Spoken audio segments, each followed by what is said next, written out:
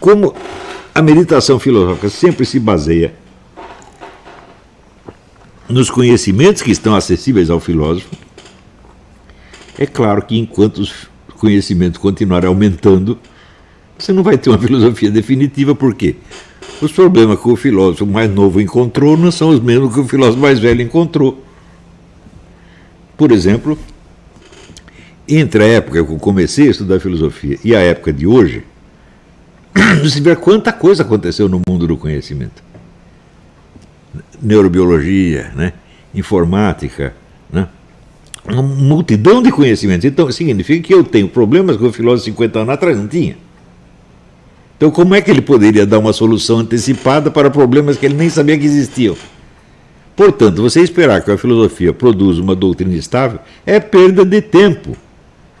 Você está entendendo? A filosofia não consiste na doutrina que ela propõe, mas na atividade de buscar esse mínimo indispensável de unidade do conhecimento, na unidade de uma consciência.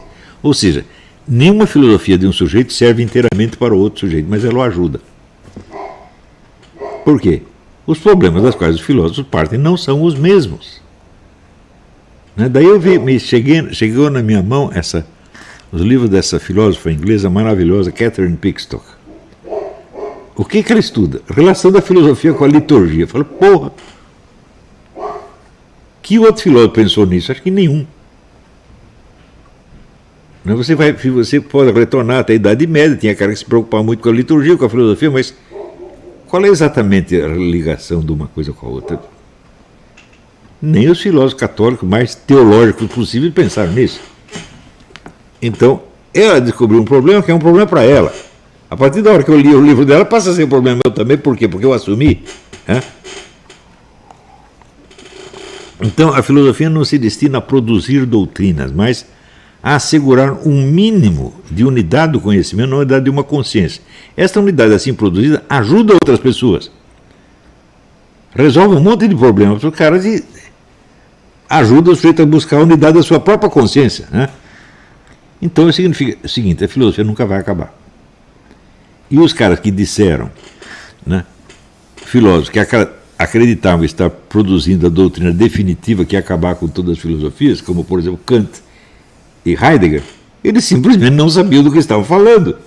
Porque o cara está aqui a filosofia definitiva, daí o filósofo definitivo morria e a filosofia continuava. Quer dizer, é um puta de um vexame, evidentemente. Né? Então, movido por isso, eu comecei a descobrir elementos de sérios elementos de vigarice, tanto no Kant quanto no Heidegger. Vocês pegam esta gravação que eu coloquei outro dia na minha página do Facebook, sobre a filosofia da oração segundo Kant. É um besterol fora do comum. Como é que um grande filósofo faz um treco? É claro que ele era um grande filósofo, muito capaz, né? Mas pegou um problema que era maior do que ele e falou um monte de besteira. Ou seja, nesse ponto, a unidade do conhecimento que ele estava buscando falhou. O que não quer dizer que em outros setores ele não tenha ajudado em nada. Ajudou. Não é isso?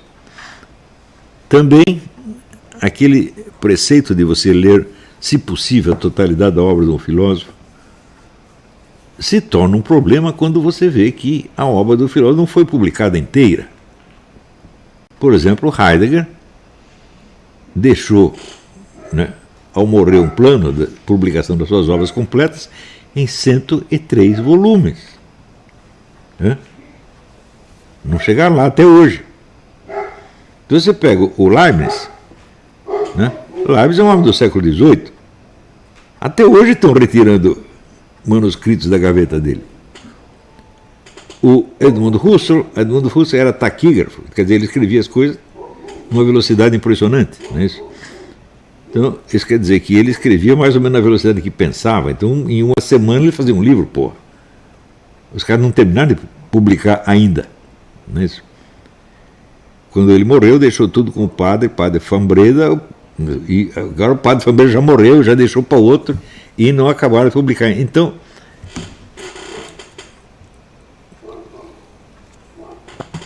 isso quer dizer que em muitos casos você nunca vai chegar a uma conclusão sobre qual era a filosofia do sujeito. O que não quer dizer que a parte que você leu não vai ajudar você em nada. Vai ajudar você em muita coisa, mas não vai ajudar você a conhecer a filosofia dele. Por quê? Você só a conhece como esforço, não como obra. E os filósofos cuja obra se perdeu. Por exemplo, se você pegar, né, todo o famoso ensinamento oral de Platão, que depois o Giovanni Reale, tanto o Giovanni Reale quanto o Mário Ferreira dos Santos fizeram um esforço para reconstituir isso aí. Nós temos a certeza de que esse ensinamento oral, tal como reconstituído pelo Giovanni Reale e pelo Mário Ferreira dos Santos, é exato? Não temos certeza. Pode ser. Ajuda, mas não tira a sua dúvida. E, no caso do Aristóteles, todas as exposições mais populares que ele fez se perderam, sobraram só os rascunhos de aulas.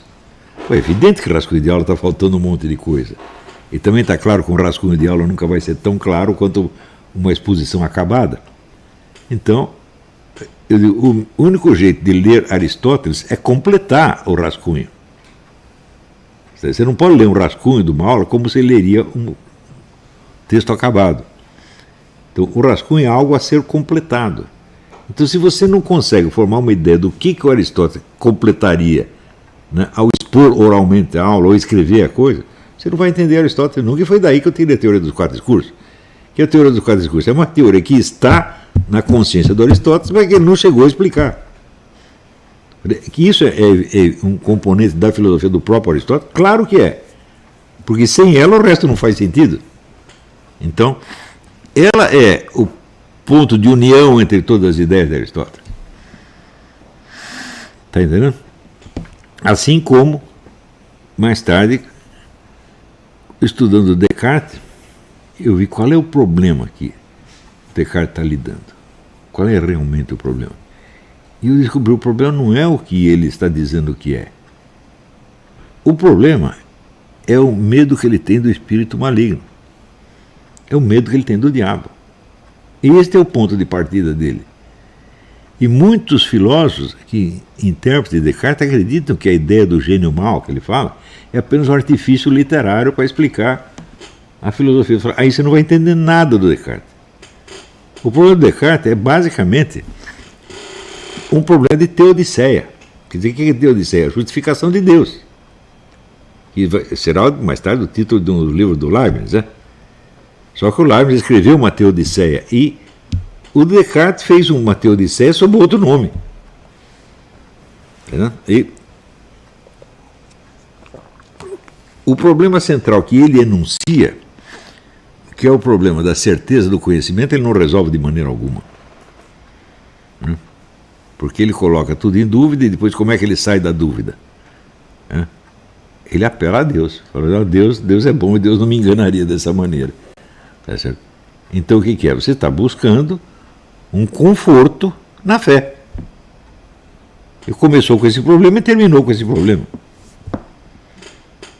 E assim, vamos dizer, por este método de buscar na obra de um filósofo o que ele estava fazendo em prol da unidade do conhecimento, na unidade da sua consciência, eu aprendi a ler os filósofos de uma maneira muito melhor do que lia antes. Está entendendo? Inclusive a minha própria filosofia. Mas acontece o seguinte, a minha filosofia tem um problema horrível. Tem o problema seguinte, que o universo de dados, de obras e de textos que eu mexi é muito grande. Não é isso? E o sujeito, para entender o meu pensamento, ele vai ter que mais ou menos percorrer o mesmo caminho. Ele tem que saber do que eu estou falando. Não é isso?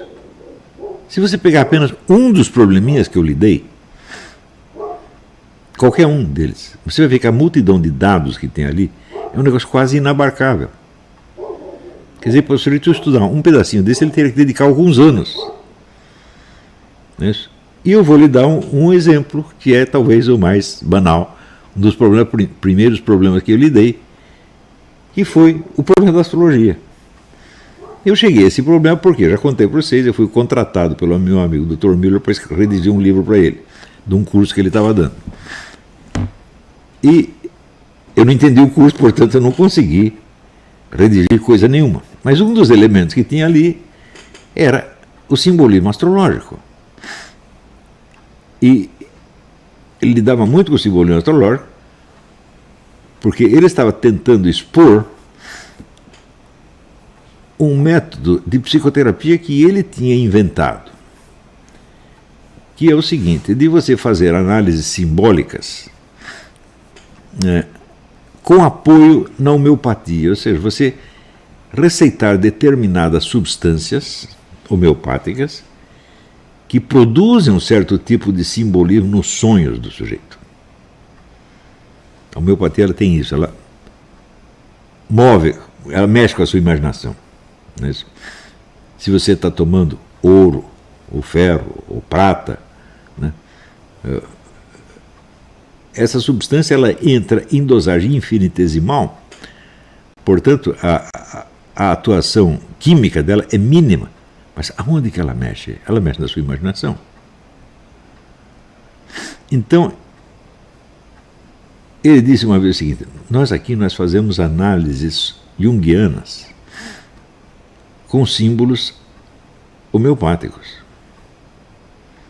Ou seja, eu vejo que o paciente não está conseguindo elaborar certas coisas, porque a elaboração de qualquer coisa começa no nível imaginativo. Que se o sujeito não consegue articular os símbolos daquilo, oniricamente, ele não vai conseguir resolver o problema na vida, muito menos vai conseguir resolver o problema objetivo. Então o que eu faço? Eu dou o símbolo para ele. O símbolo que está faltante na imaginação dele, eu dou para ele sob a forma de um medicamento homeopático. E daí o sujeito começa a sonhar com outras coisas e os dados do problema se articulam de uma maneira totalmente diferente. Isso ele me explicou depois, mas naquele dia que eu cheguei para ele, ele disse, eu não estou conseguindo entender o que o senhor está explicando, não. Agora então eu não posso fazer o curso. Ele foi, pegou um remedinho lá, que era argento metálico, pingou 5 gotas num copo d'água, eu tomei, 10 minutos depois, digo, comecei a entender.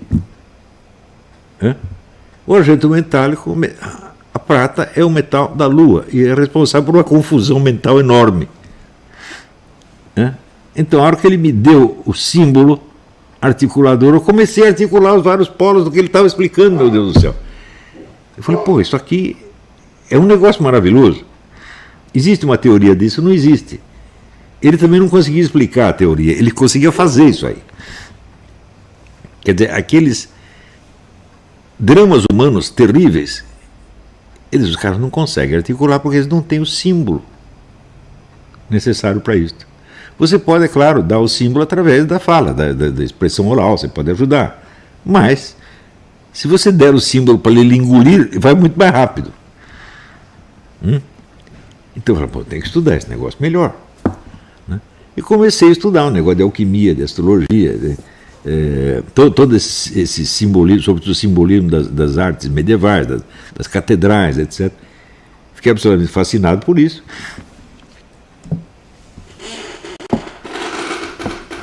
E daí tomei, naturalmente, conhecimento do que se chama o debate astrológico do século XX. Quer dizer, se você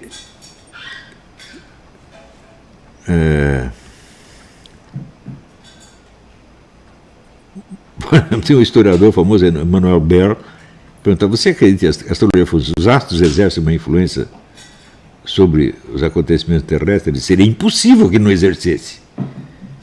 Portanto, eu me espantaria se provar que não existe. Quer dizer, que eles exercem uma influência não me espanta absolutamente. Me espantaria se provasse que não existe. Tá certo?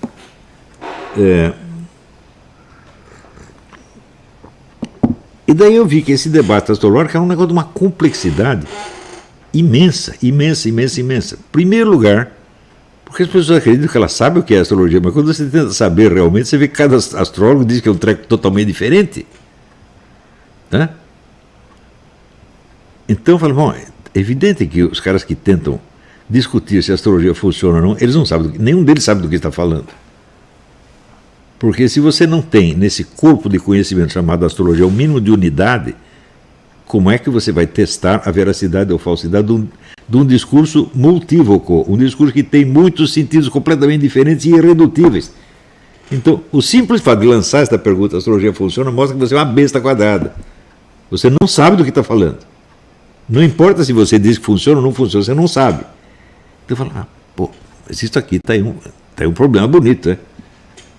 Por quê?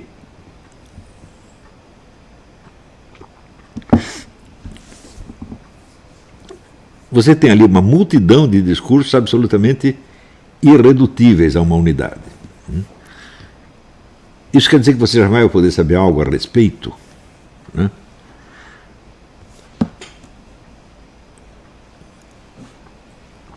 Não. Mas primeiro você tem que tentar reduzir aquela multiplicidade a alguma coerência. Então, para você testar se a astrologia funciona ou não, a primeira coisa que você tem que pegar é você tem que pegar 1000 astrologias diferentes e reduzi-las a uma fórmula que sirva para todas elas. Então você tem a redução fenomenológica do discurso múltiplo a um discurso único que não existe historicamente, que você está inventando naquele momento. E daí, este talvez seja testável. Não é isso? Muito bem.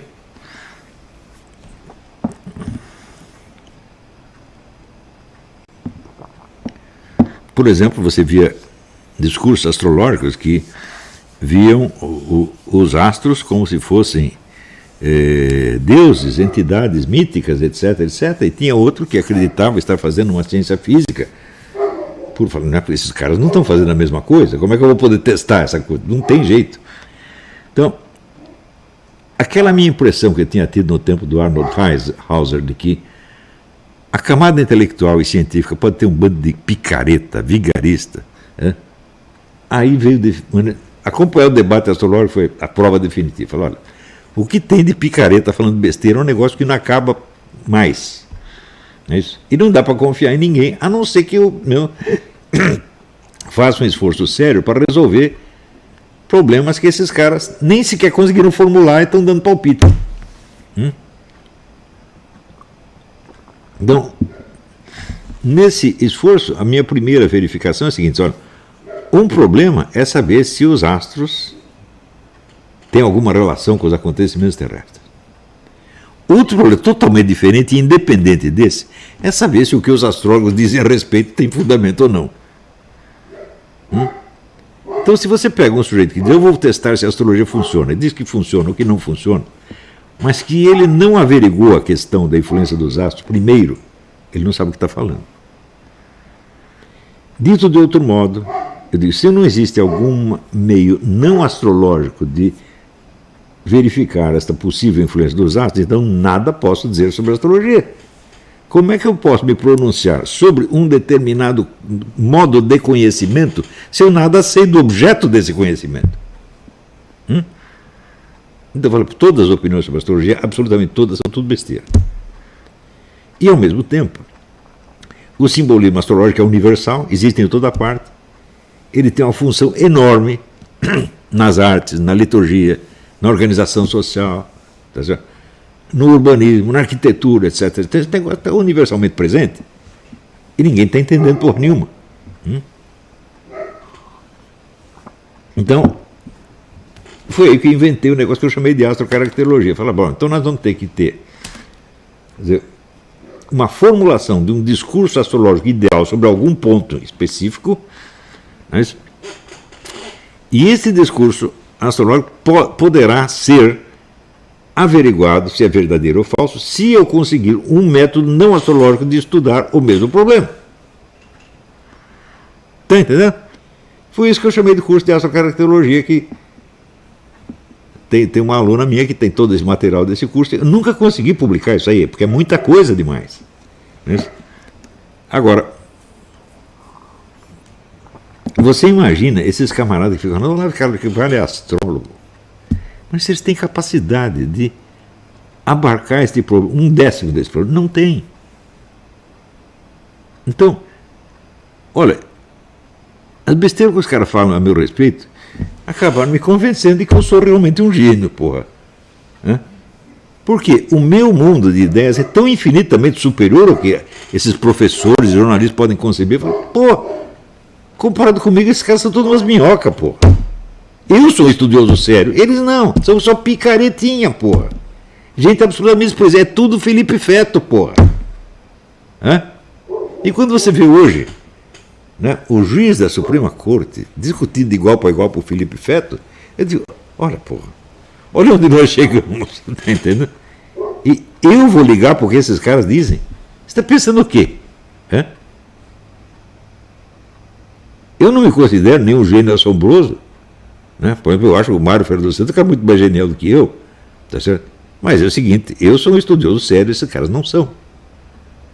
Quantos estudiosos sérios você tem de qualquer coisa no Brasil? Pode ter, de um pedacinho, de outro pedacinho. Mas estudioso sério de um horizonte de fatos e documentos tão amplo quanto eu, não tem ninguém. Então, é evidente que os caras não são capazes de captar a unidade da pessoa e da mente do Olavo de Carvalho. Não capta a unidade. Capta um pedacinho aqui, outro pedacinho ali e começa a fantasiar em cima. Tudo que se escreveu sobre mim na mídia, os caras dizem, é tudo assim, uma prova de inépcia, assim, absolutamente cachapante. Eu nunca esperei que eu ia ver isso na minha vida. Quer dizer, a imensidão da estupidez humana é uma coisa que faz o próprio universo parecer pequeno, comparado com ela. Não é isso?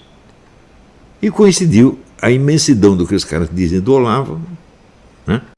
É uma imensidão oceânica, de besteira oceânica. Então, com quem vocês querem que eu dialogue no Brasil? Não tem.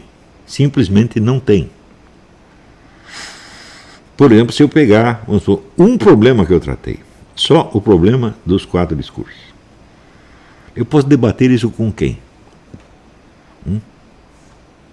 Quem estudou Aristóteles o suficiente para poder saber se eu estou certo ou errado nos 4 discursos? Ninguém. Porque quando eu publiquei o meu livrinho, fazia 30 anos que não saía um livro sobre Aristóteles no Brasil. Aristóteles é o autor mais estudado do mundo. Eu tenho um livro aqui, um congresso que foi realizado pela Unesco, né? Não centenário virtual de Aristóteles, não sabe se é centenário certo ou errado, mas convencionaram que era um centenário e fizeram lá. Então, tinha estudiosos do mundo inteiro.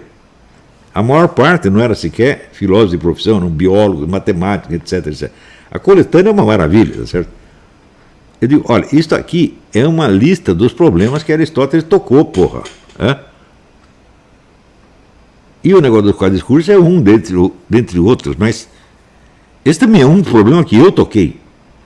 Quem está habilitado a discutir os 4 discursos comigo? Ninguém na Universidade Brasileira. Ninguém.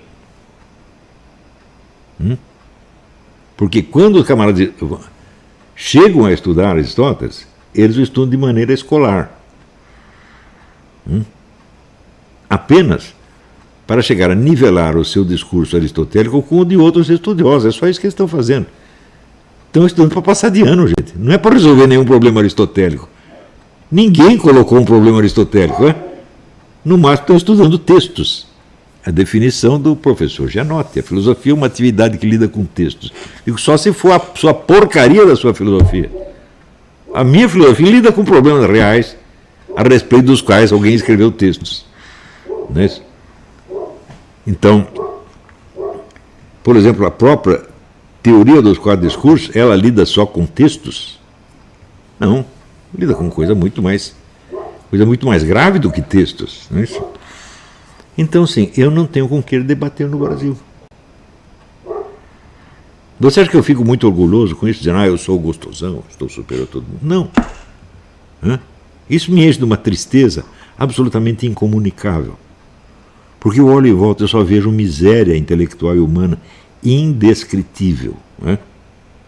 Você pega a universidade brasileira, ela é só miséria intelectual, gente. Por que você acha que ela produz 50% de analfabetos funcionais? Por que você acha que os nossos alunos tiram os últimos lugares nos testes? Porque simplesmente não há nenhum esforço de conhecimento. Só existe esforço de tirar diploma, de ganhar uma notinha melhor no fim do ano. Então, é o que dizia o Pierluigi Piazzi, o Brasil não tem estudantes, só tem alunos. Ninguém estuda porra nenhuma, porque eles acham que estudar é assistir aula. Né? Então, ele diz, o professor, ele não está dando aula para você aprender. Ele está dando aula para você entender um negócio que depois você vai aprender. Ou seja, você só vai estudar, quer dizer, você só estuda em casa com o lápis na mão. A aula não é para você estudar. Então eu falei, bom, é claro que numa coisa como a filosofia, somente o esforço autodidático aprende alguma coisa. Porque na aula você não aprende nada. E esse pessoal que fez aula no tempo, só tem burro, porra. É um negócio assombroso. Agora, quando você lê as obras de um sujeito realmente capacitado, como esse professor Puntel, você acha que tudo isso aqui que o Puntel escreveu, ele aprendeu na aula? Ele aprendeu rachando a cabeça sozinho em casa, é óbvio. O Olavo não tem diploma. E quem ia assinar o meu diploma, gente? Eu vou aceitar diploma assinado por vigarista. Eu ia aceitar um diploma assinado pela Marilena Chauí, assinado pelo Cagado, assinado pelo Renato Janino Ribeiro, mas pode enfiar no cu. Né? Eu adotei a norma do Dom Quixote e eu sei quem sou. Né? Eu não sou grande coisa, mas você é o nada. Eu vou me submeter a julgamento por essa gente? Você está brincando? Vou me submeter a julgamento pelo Donkey? Por essa redação da Folha de São Paulo? Você é tão doido. Então é o seguinte, eu já estou muito velho, eu não vou durar mais muito tempo. Sei lá, espero durar mais meia hora pelo menos, né? Tá certo? E eu até hoje não encontrei um professor universitário brasileiro capaz, vamos dizer, de mapear o meu universo cognitivo. Simplesmente mapear e escrever os títulos. Não tem, gente, não tem. Vocês entendem por que vocês fazem curso de filosofia, não aprendem bosta nenhuma e vêm aqui e aprendem?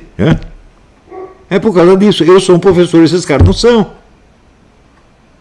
Eu levei a sério todos os problemas que eu estudei. Se você pegar por todo esse trabalho que eu estou falando da astrologia, levei uns 5 anos estudando essa coisa, né? E nunca publiquei. Então, o que eu ganhei socialmente com isso? Absolutamente nada. Ganhei o direito de ser xingado de astrólogo, foi só isso.